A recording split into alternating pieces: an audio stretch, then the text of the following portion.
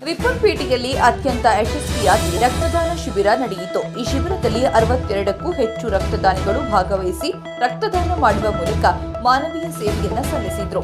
ಅಖಿಲ ಕರ್ನಾಟಕ ಕಟ್ಟಡ ಹಾಗೂ ಅಸಂಘಟಿತ ಕಾರ್ಮಿಕರ ಒಕ್ಕೂಟ ಮತ್ತು ರಿಪ್ಪನ್ಪೇಟೆ ಪೊಲೀಸ್ ಠಾಣೆಯ ಸಂಯುಕ್ತ ಸಹಯೋಗದಲ್ಲಿ ಈ ರಕ್ತದಾನ ಶಿಬಿರವನ್ನು ಅದ್ದೂರಿಯಾಗಿ ಮತ್ತು ಯಶಸ್ವಿಯಾಗಿ ನಡೆಸಲಾಯಿತು. ಈ ಕಾರ್ಯಕ್ರಮವನ್ನು ಅಖಿಲ ಕರ್ನಾಟಕ ಕಟ್ಟಡ ಹಾಗೂ ಅಸಂಘಟಿತ ಕಾರ್ಮಿಕರ ಒಕ್ಕೂಟದ ಹೊಸನಗರ ಗ್ರಾಮಾಂತರ ಅಧ್ಯಕ್ಷರಾದ ಮೊಹಮ್ಮದ್ ಹುಸೇನ್ ಹಾಗೂ ಉಪಾಧ್ಯಕ್ಷರಾದ ಶಂಕರ್ ಆಚಾರ್ಯ ಅವರು ಸಮರ್ಪಕವಾಗಿ ಆಯೋಜಿಸಿದ್ದರು. ರಿಪ್ಪನ್ಪೇಟೆಯ ಸಬ್ ಇನ್ಸ್ಪೆಕ್ಟರ್ ರಾಜು ರೆಡ್ಡಿ ಅವರ ನೇತೃತ್ವವು ಈ ಶಿಬಿರದ ಯಶಸ್ಸಿಗೆ ಮಹತ್ವದ ಪಾತ್ರವನ್ನು ವಹಿಸಿತು. ಈ ಸಂದರ್ಭದಲ್ಲಿ ಅಖಿಲ ಕರ್ನಾಟಕ ಕಟ್ಟಡ ಹಾಗೂ ಅಸಂಘಟಿತ ಕಾರ್ಮಿಕರ ಒಕ್ಕೂಟದ ಶಿವಮೊಗ್ಗ ಜಿಲ್ಲಾ ಅಧ್ಯಕ್ಷರಾದ ಸಂಜಯ್ ಕುಮಾರ್ ಹಾಗೂ ಸುಂದರ್ ಬಾಬು ಅವರು ಭೇಟಿ ನೀಡಿ ರಕ್ತದಾನ ಮಾಡಿ ನಂತರ ನಮ್ಮ ಮಲ್ನಾಡ್ ಸುದ್ದಿ ವಾಹಿನಿಯೊಂದಿಗೆ ಕಾರ್ಯಕ್ರಮದ ಬಗ್ಗೆ ಮಾತನಾಡಿದರು. ಇಲ್ಲಿ ನಮ್ಮ ಅಖಿಲ ಕರ್ನಾಟಕ ಕಟ್ಟಡ ಕಾರ್ಮಿಕರ ವತಿಯಿಂದ ಶಿವಮೊಗ್ಗ ಜಿಲ್ಲಾ ವತಿಯಿಂದ ಹಾಗೂ ಅದರಲ್ಲಿ ನಮ್ಮ ವಿಶೇಷವಾಗಿ ಅಂತಂದ್ರೆ ನಮ್ಮ ರಿಪ್ಪನ್ಪೇಟೆ ಹೊಸನಗರ ಗ್ರಾಮಾಂತರ ಅಧ್ಯಕ್ಷರಾದ ನಮ್ಮ ಮೊಹಮ್ಮದ್ ಹುಸೇನ್ ಮತ್ತು ನಮ್ಮ ರಾಗಣ್ಣ ಇಡೀ ನಮ್ಮ ಟೀಮ್ ವತಿಯಿಂದ ಅದ್ರ ಜೊತೆ ನಮ್ಮ ಪೊಲೀಸ್ನವರು ಆರಕ್ಷಕರೆಲ್ಲ ಸೇರಿ ಕಾರ್ಮಿಕರ ವತಿಯಿಂದ ಇವತ್ತು ರಕ್ತದಾನ ಶಿಬಿರ ಮಾಡಿದ್ರೆ ಇದು 2ನೇ ವರ್ಷದ್ದು. ಅದು ಯಾಕಂದ್ರೆ ರಕ್ತ ಎಲ್ಲರಿಗೂ ಬೇಕು. ಯಾಕಂದ್ರೆ ಏನೋ ಒಂದು ಆಕ್ಷನ್ ಹೋದ ಹೆಚ್ಚಿಗೆ ಆದಾಗ ಬೇಕಂದ್ರೆ ನಮ್ಮದೊಂದು ಸಹಾಯ ಮಾಡ್ತಿದ್ವಿ.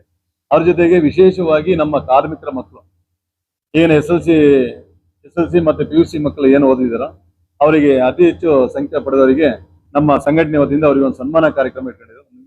ವಿಶೇಷವಾಗಿ ಒಂಥರ ನಮ್ಮ ಸಂಘಟನೆಗೆ ಅವರೆಲ್ಲರಿಗೂ ನಾವು ಒಂದು ಧನ್ಯವಾದ ಹೇಳಲೇಬೇಕು.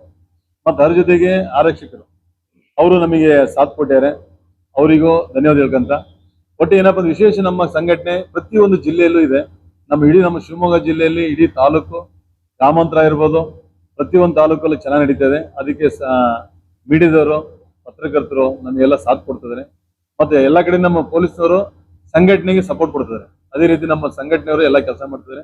ಇದೇ ರೀತಿ ನಮ್ಮ ಸಂಘಕ್ಕೆ ಅನುಕೂಲ ಕೊಡ್ಲಿ, ನಮ್ಮ ಎಲ್ಲ ಕಾರ್ಮಿಕರು ಅನುಕೂಲ ಮಾಡ್ಕೊಡ್ತೀವಿ ಅಂತ ಹೇಳಿ ಮಾತು ಮುಗಿಸ್ತೀನಿ. ಜೈ ಹಿಂದ್. ಸ್ಥಳೀಯ ಅಧ್ಯಕ್ಷರಾದ ಮೊಹಮ್ಮದ್ ಹುಸೇನ್ ಅವರ ಸಂಪರ್ಕ ಬಾಂಧವ್ಯ, ಅವರ ಜೊತೆಗೆ ಒಡನಾಟ ಏನಕ್ಕೆ ನಮ್ಮ ಕಷ್ಟ ಸುಖಗಳಿಗೆ ಕಾರ್ಮಿಕರ ಜೊತೆಗೆ ಆ ಪೊಲೀಸ್ ಇಲಾಖೆ ಈಗಾಗಲೇ ಸಾಕಷ್ಟು ಕೆಲಸ ಮಾಡಿದೆ. ಇವತ್ತು ಕಾರ್ಮಿಕರ ಮಗು ಒಂದು ತುಂಬಾ ಆಸ್ಪತ್ರೆಯಿದ್ದು 25 ಲಕ್ಷ ಖರ್ಚಾಗಿ ಒಂದು ಸಂಭವ ಇತ್ತು. ಅಂತ ಸಂದರ್ಭದಲ್ಲಿ ನಮ್ಮ ಪೊಲೀಸ್ ಇಲಾಖೆ ನಮ್ಮ ಅಧ್ಯಕ್ಷರೆಲ್ಲ ಸೇರಿಕೊಂಡು ಇದು ಮನವಿಯನ್ನ ಕೊಟ್ಟಾಗ ಅವರು ಸಹ ಎಲ್ಲ ಸಹಕಾರ ಮಾಡಿ ಸಾಕಷ್ಟು ಮೊತ್ತವನ್ನ ಶೇಖರಿಸಿ ಇವತ್ತು ಆ ಮಗು ಚೇತರಿಸಕ್ಕೆ ಕಾರಣ ಆಗಿದೆ ಪೊಲೀಸ್ ಇಲಾಖೆ. ಅದು ನಾವು ನೆನೆಸ್ಕೊಳ್ಳುವಂತ ವಿಷಯ. ಹಾಗಾಗಿ ಜೊತೆಗೆ ಹಾಲೇಶಪ್ಪ ಅವರು ಸತತ ಇಲ್ಲಿವರೆಗೂ ಜಿಲ್ಲಾದ್ಯಂತ ರಕ್ತದಾನ ಶಿಬಿರವನ್ನ ಮಾಡ್ತಾರೆ. ಅವರು ಪೊಲೀಸ್ ಇಲಾಖೆಯಲ್ಲಿ ಇದ್ದು ಈ ಒಂದು ಸಾಮಾಜಿಕ ಒಂದು ಕಾರ್ಯದಲ್ಲಿ ತೊಡಗಿರೋದ್ರಿಂದ ಅದು ನಮ್ಮ ಅವಶ್ಯಕತೆ ಜವಾಬ್ದಾರಿ ಇರೋದ್ರಿಂದ ಇಂಥ ಒಳ್ಳೆ ಕಾರ್ಯಕ್ಕೆ ನಾವು ಯಾಕೆ ಕೈ ಜೋಡಿಸಬಾರದು ಅನ್ನೋದು ನಮ್ಮ ಎಲ್ಲರ ಪ್ರಶ್ನೆ. ಹಾಗಾಗಿ ಅದು ನಮ್ಮ ಪೊಲೀಸ್ ಇಲಾಖೆ ಮತ್ತೆ ನಮ್ಮ ಸ್ಥಳೀಯ ಅಧ್ಯಕ್ಷರುಗಳು ಶಂಕರಾಚಾರ್ಯ ಇರ್ಬೋದು, ರಾಗಣ್ಣ ಇರ್ಬೋದು, ಜಿಲ್ಲಾಧ್ಯಕ್ಷ ಮಾರ್ಗದರ್ಶನ ತಗೊಂಡು ಇವತ್ತು ಯಶಸ್ವಿ ಕಾರ್ಯಕ್ರಮಗಳನ್ನ ಮಾಡ್ತಾ ಇದ್ದಾರೆ.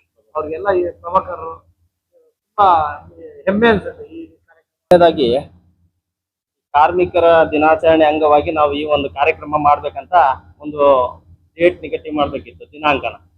ಆ ಸಮಯದಲ್ಲಿ ನಮ್ಮ ಸ್ನೇಹಿತರು ಹಾಗೂ ನನ್ನ ಆತ್ಮೀಯ ಹೆಡ್ ಕಾನ್ಸ್ಟೇಬಲ್ ಆದ ಪೊಲೀಸ್ ಹಾಲೇಶಪ್ಪನವರು ನನಗೆ ಒಂದು ಸತತವಾಗಿ 5 ವರ್ಷದಿಂದ ಸಂಪರ್ಕದಲ್ಲಿ ಇರ್ತಾರೆ. ರಿಪ್ಪನ್ಪೇಟೆ ಪೊಲೀಸ್ ಠಾಣಾ ವ್ಯಾಪ್ತಿಯಲ್ಲಿ ನಾವು ಒಂದು 2 ರಿಂದ 3 ವರ್ಷದಿಂದ ಇವ್ರ ಜೊತೆ ಸೇರಿ ರಕ್ತದಾನ ಶಿಬಿರನ ಆಯೋಜಿಸ್ಕೊಂಡು ಬರ್ತೀವಿ. ಇದೇ ರೀತಿ ಈ ಬಾರಿನೂ ಸಹ ನಾವು ಮಾಡ್ಬೇಕಂದಾಗ ಹುಸೇನ್ ಅವರೇ ನೀವು ಏನ್ ಬೇಕಾದ್ರೆ ಮಾಡಿ ನಾವು ನಿಮ್ ಜೊತೆ ಯಾವಾಗೂ ಇರ್ತೀವಿ ಅಂತ ಹೇಳಿ ಇವಾಗ್ಲೂ ನಮ್ ಜೊತೆನೇ ಇದ್ದಾರೆ.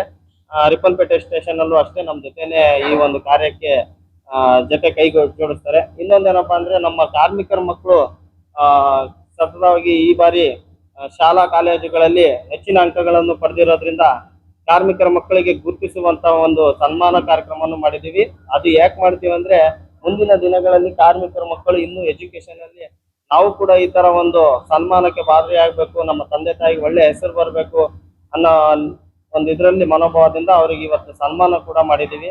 ಆ ಸನ್ಮಾನ ಇಡೀ ರಾಜ್ಯದ ಒಂದು ರಾಜಕಾರಣಿಗಳಿಗೂ ಕೂಡ ಒಂದು ಅನ್ವಯಿಸುತ್ತೆ. ಯಾಕಂದ್ರೆ ಇತ್ತೀಚಿನ ದಿನಗಳಲ್ಲಿ ಸರ್ಕಾರಿ ಶಾಲೆಗಳಲ್ಲಿ ಎಷ್ಟೋ ಕಾರ್ಮಿಕರ ಮಕ್ಕಳು ಓದ್ತಾ ಇದ್ದಾರೆ.